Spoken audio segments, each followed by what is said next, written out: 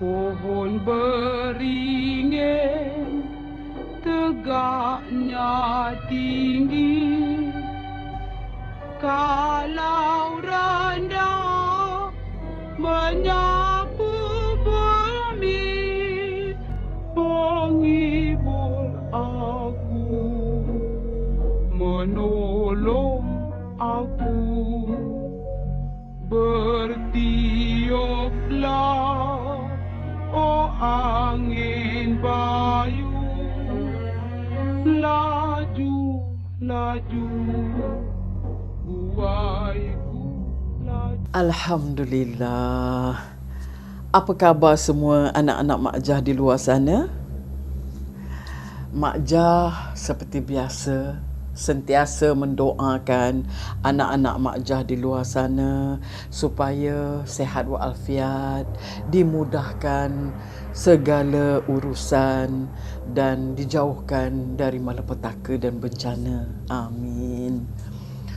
Alhamdulillah, Mak Jah sebenarnya setiap minggu sangat teruja kerana Mak Jah seronok menceritakan pengalaman-pengalaman Mak Jah sepanjang Mak Jah menjalani penggambaran drama ataupun filem. Tapi pada kali ini ya anak-anak, agak kelainan sikit. Mak Jah nak berkongsi pengalaman Mak Jah semasa Mak Jah berlakon teater ya anak-anak. Untuk pengetahuan anak-anak, Mak Jah sebenarnya bermula daripada teater. Selepas itu baru Mak Jah mendekatkan diri ke drama TV dan juga filem.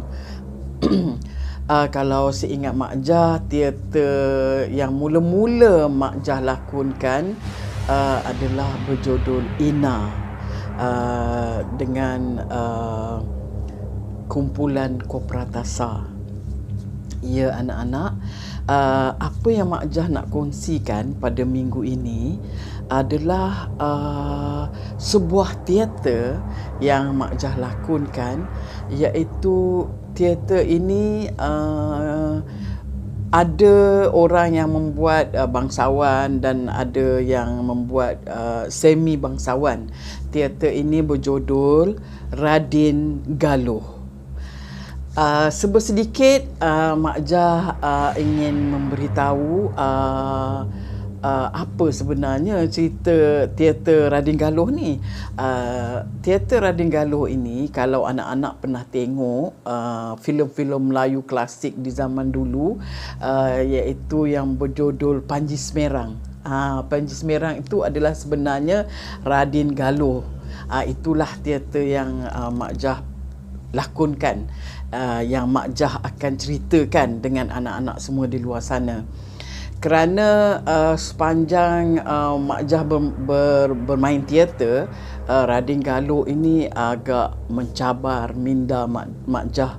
Kerana cerita ni dia ada tarian dan dia sangat luar biasa dengan prop dia seperti istana di zaman Majapahit, dan juga kostum dia dengan kostum di zaman itu. Kalau anak-anak pernah tengok Puteri Gunung Ledang, dia ada macam ikat kain dia berselendang, dan juga dia memakai headgear. Jadi bagi Mak Jah dia sangat mencabar kerana pengalaman Mak Jah tu, kalau kita nak buat research cerita Radin Galuh ni, Mak Jah terpaksa membaca buku-buku klasik zaman Majapahit dahulu. Okey, dia banyak membabitkan pengalaman-pengalaman misteri sepanjang Mak Jah berlakon teater Radin Galuh ini ya. Kalau kami nak buat teater, Selalunya latihan teater ini memakan masa berbulan jugalah, kemudian baru dipentaskan. Selalunya pementasan itu akan memakan masa selama 3 ataupun 4 hari. Ada juga yang berminggu, tengok terpulang kepada permintaan. Tetapi Radin Galuh ni kalau tak silap Mak Jah, pementasan dia 3 hari, dan termasuk satu hari kita panggil full dress rehearsal, di mana di malam full dress rehearsal ni sangat penting, di mana wartawan-wartawan banyak yang dijemput dan datang dan membuat liputan mengenai teater itu sendiri.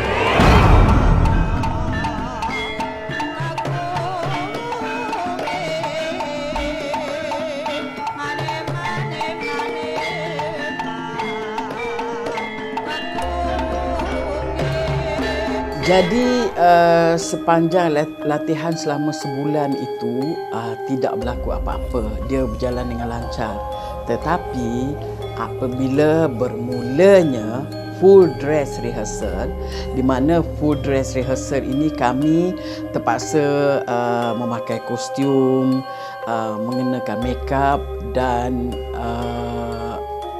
teater itu pun berlangsung kerana pada malam itu ramai wartawan yang datang.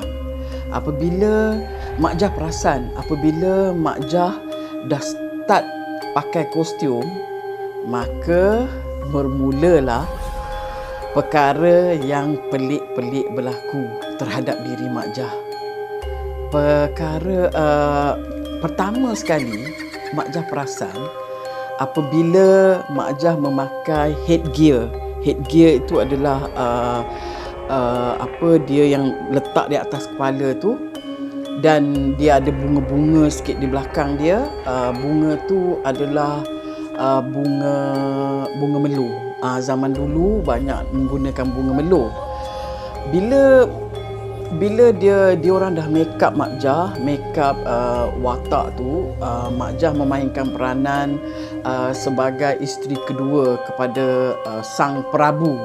Prabu tu adalah Raja Majapahit itu, dan isteri kedua ni watak dia jahat. Dia seorang perempuan jahat yang ada dendam kesumat di hati dia. Dia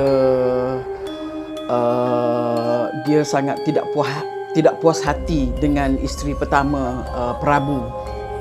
Jadi kalau watak jahat tu, muka Mak Jah ni pun di-makeupkan dengan watak jahat lah, dengan makeup yang menampakkan wajah yang jahat, dan headgear dia pun lain sikit. Jadi bila dah start makeup, dah start pakai headgear, Mak Jah rasa macam dah rasa semacam dah. Jadi bila Mak Jah balik ke rumah, Mak Jah terkejut kerana dah ada bau bunga melu di rumah Mak Jah.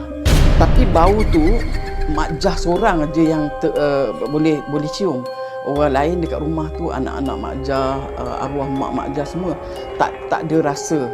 Tapi Mak Jah seorang yang ada rasa bau bunga melu yang diikut mana Mak Jah pergi. Jadi benda tu Mak Jah sangat tidak selesa, sangat macam ialah seram sejuk pun ada kan. Sebab kita tahu, sebab headgear tu dia bukan pakai bunga yang betul, dia bunga palsu. Tapi macam mana pula bunga melu ni boleh ikut Mak Jah ke rumah? Maknanya ada sesuatu yang dah ikut Mak Jah balik ke rumah. Jadi andaian Mak Jah adalah spiritual cerita tu sangat kuat lah. Dia dah mula meresap, dia dah mula nak masuk ke dalam badan Mak Jah. Tapi tak apalah, besok tu pun Mak Jah buat tugas Mak Jah seperti biasa. Selalunya sebelum bermula pementasan, selalunya kita bermula kalau 8.30 ataupun pukul 9 selepas isyak, dan kita ada sikit-sikit rehearsal. Jadi Mak Jah seperti biasalah, sebelum kita nak mementaskan pementasan tu, kita buatlah apa yang patut, makan dulu ke apa ke. Jadi selalunya Mak Jah selalu buat persediaan. Mak Jah takkan makan dulu, dah habis pementasan baru Mak Jah makan. Kerana kalau nak bagi badan kita fit, kerana dalam cerita tu ada tarian dan sebagainya. Jadi Mak Jah pergi buang air dulu. Kalau tak silap Mak Jah, kami mementaskan teater ni di BKL, di panggung Bandaraya. Dia bilik air dia, Mak Jah suka pergi bilik air yang di depan. Jadi Mak Jah pergi bilik air depan sebelum penonton masuk. Pergi bilik air, Mak Jah masuk, bilik air tu kosong tau. Tak ada siapa-siapa. Memang dia kosong, tak ada orang. Sebab yang ada hanya kami je lah. So Mak Jah terdengar satu bunyi yang agak pelik. Bunyi gelang kaki perempuan India. Kecik, kecik, kecik. Dia pergi sebelah bilik air Mak Jah. Okey, Mak Jah dekat sini dan Mak Jah dengar bunyi gelang kaki tu kecik kecik kecik. Macam tu pergi bilik air, kemudian pintu ditutup. So Mak Jah macam ingat, oh, customer penonton dah datang ke? Tapi takkan awal sangat dia orang datang. Okey, Mak Jah mendiamkan dirilah. Mak Jah pun diam aja. Tapi Mak Jah pun lepas tu Mak Jah keluar dari bilik air. Mak Jah keluar. Mak Jah tak dengar dia keluar tau. Dia masuk dan itu je. Dia tak ada buka pintu nak keluar ke, tak ada. Jadi Mak Jah pun keluar. Bila Mak Jah keluar, sebenarnya Mak Jah memang takut nak keluar. Sebab Mak Jah rasa macam orang tu tak keluar lagi. Tapi Mak Jah terpaksa keluar. Mak Jah beranikan diri, keluar perlahan-lahan. Dengan hati yang berdebar-debar, Mak Jah pergi cek bilik air sebelah Mak Jah. Memang tak ada orang, anak-anak. Tak ada orang, kosong. Jadi apa yang Mak Jah dengar tu kan? Mak Jah dah mula tak sedap hati. Mak Jah pun bagi tahu pengarah Cik Rosmina Tahir. Mak Jah kata pengalaman Mak Jah dekat bilik air tu. Lepas tu dia cakap dengan Mak Jah, dia kata, yelah, dia kata kau kena jaga diri elok-elok. Dia kata sebab I tengok you dah lain macam. Dia kata tak tahulah. I cakap tak apa, insya-Allah lah. Banyakkan selawat, banyakkan zikir. Dia kata sebab macam benda ni dah mula nak masuk dekat engkau, dia kata kan. Lepas tu saya pun tak apalah nak buat macam mana, sebab kita ada 3 hari pementasan kan. So saya pun berlakon lah seperti biasa. Saya pun berlakon. Lepas tu nak dijadikan cerita, masa saya berlakon tu, saya adalah pemaisuri yang jahat. Pemaisuri ni dia suka buat ritual untuk memukau sang raja lah, Prabu ni. Dia dipukau suami dia supaya suami dia ni ikut aja cakap dia, dan supaya suami ni bunuh isteri yang pertama. Jadi mereka ada menyediakan, dia panggil, Mak Jah tak tahulah apa dia panggil kan, yang bahan-bahan untuk bakar kemian tu. Kalau dalam cerita India kita banyak tengok kan, bahan-bahan dupa ke apa dia panggil. Dupa tu, itu prop dia. Mak Jah ni dia sentiasa duduk di atas tahta dia. Dia bukan tahta pun, dia macam bilik tidur dia yang cantik. Dia ada kelambu, ada bantal yang cantik lah, menepati zaman Majapahit ketika itu. Tapi dia duduk dekat kelambu dia. Di situlah dia melakukan ritual untuk memukau suami dia. Kebetulan pula mereka, saya tak ingat siapa yang bagi saya, yang ajar Mak Jah mentera. Satu mentera ni mentera yang betul, mentera yang Mak Jah pun tak tahulah bahasa apa, bahasa mungkin bahasa Jawa kuno ke apa, Mak Jah tak ingat. Memang Mak Jah kalau ingat pun Mak Jah tak mau ingatkan sebab mentera tu sangat kuat. Okey. Masa pementasan itu berlangsung, prop pun memang dah sediakan alat kemian tu. Dia bukan kemian pun, dia tak ada kemian. Yang bekas kemian tu dekat atas katil Mak Jah tu, dan Mak Jah cuma buat mentera tu aja. Okey, dia lebih kurang macam ni lah.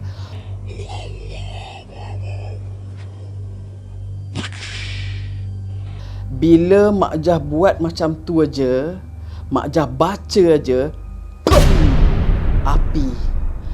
api terus menyambar. Dia nak sambar kelambu yang Mak Jah duduk tu. Mak Jah dah terkejut. Budak-budak prop yang dekat belakang ni semua dah terkejut sebab takut api mara.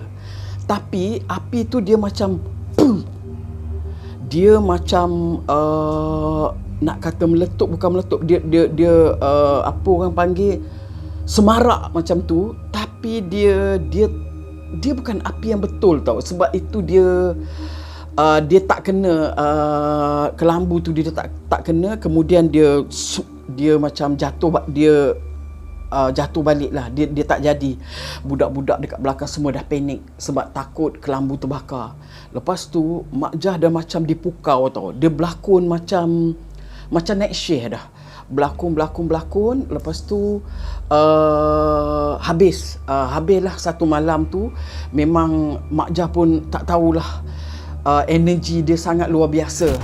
Walaupun saya ada latihan dekat pentas, tapi dekat rumah pun saya masih berlatih. Okey, bila saya buka skrip saya dekat rumah kan, selalunya kalau dekat rumah saya berlatih menggunakan cermin kat depan. So saya pun mula menghayati setiap kata-kata, setiap watak tu dia dah mula meresap ke dalam diri saya. So peranan tu peranan jahat, dia lagilah kuat meresap. Bila saya baca lagi, saya baca dengan lafaz yang kuat. Saya tengok cermin, saya tengok gerak muka saya, mata saya. Watak jahat, mata sangat memainkan peranan. Saya kena membesarkan mata dia. Sebab teater ni gerakan dia kena besar. Sebab penonton tengok dari bawah kan. So dia tengok kita, kalau mimik muka kita tu kecil, dia tak nampak. Jadi bila saya baca skrip, dia dah mula macam sebati dengan diri saya. Saya mula bercakap seorang-seorang dekat cermin, sehingga kan bila anak-anak saya tegur saya macam dah mula rasa kelainan. Saya rasa macam ini dekat mana ni? Macam tu. Tetapi setiap malam Mak Jah tak boleh tidur. Setiap malam Mak Jah akan bermimpi barongan.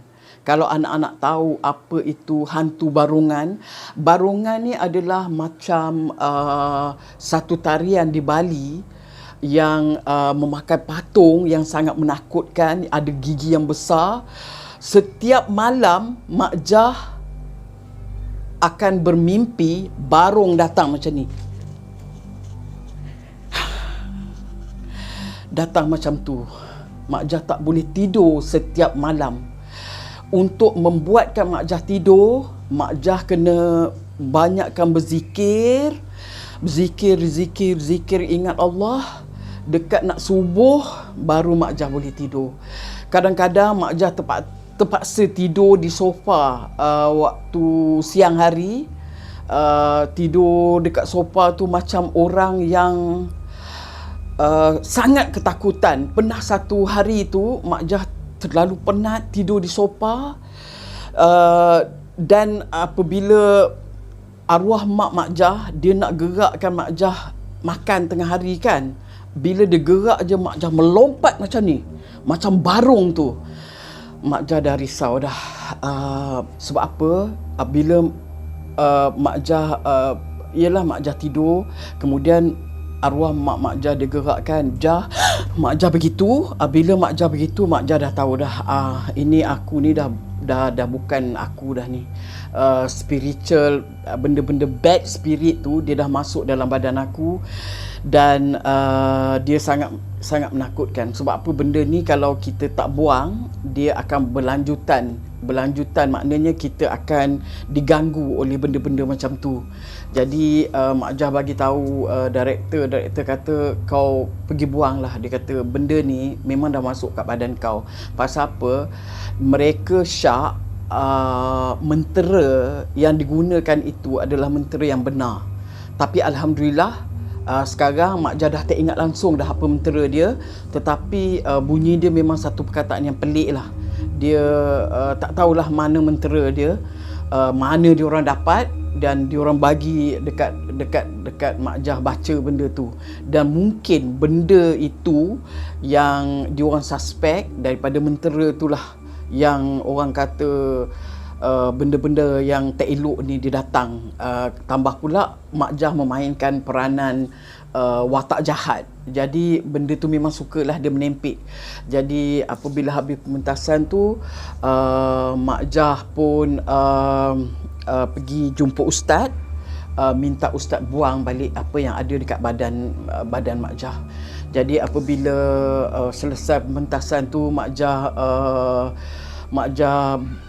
tawakal, orang kata berzikir banyak-banyak supaya benda tu lari. Dia jangan diingat-ingat lagi. Jangan diingat-ingat lagi apa yang kita dah buat. Alhamdulillah, jumpa ustaz buang, dia buang semua apa benda yang dalam badan saya, dan insya-Allah saya dah tak ingat lagi benda tu, dan benda tu tidak berlaku lagi, dan barongan yang saya mimpi tu pun tidak pernah muncul lagi di dalam mimpi saya. Itu ajalah yang saya pernah mimpi, dan mimpi tu memang sangat menakut dan sangat mengerikan. Jadi itulah dia ya anak-anak, sedikit pengalaman Mak Jah sepanjang Mak Jah menjalani pementasan teater yang bernama Radin Galuh. Diharap anak-anak terhibur mendengar cerita-cerita Mak Jah, dan Mak Jah mengucapkan berbanyak-banyak terima kasih kerana anak-anak Mak Jah di luar sana memberikan sokongan yang padu kepada Mak Jah. InsyaAllah kita akan berjumpa lagi di minggu hadapan. InsyaAllah Mak Jah akan ceritakan lagi pengalaman-pengalaman Mak Jah di dalam apa saja aktiviti yang Mak Jah buat, aktiviti seni yang Mak Jah buat. Tapi sebelum itu ingat ya anak-anak, hidup di dunia ini jangan leka, kerana ada yang memerhatikan kita di luar sana.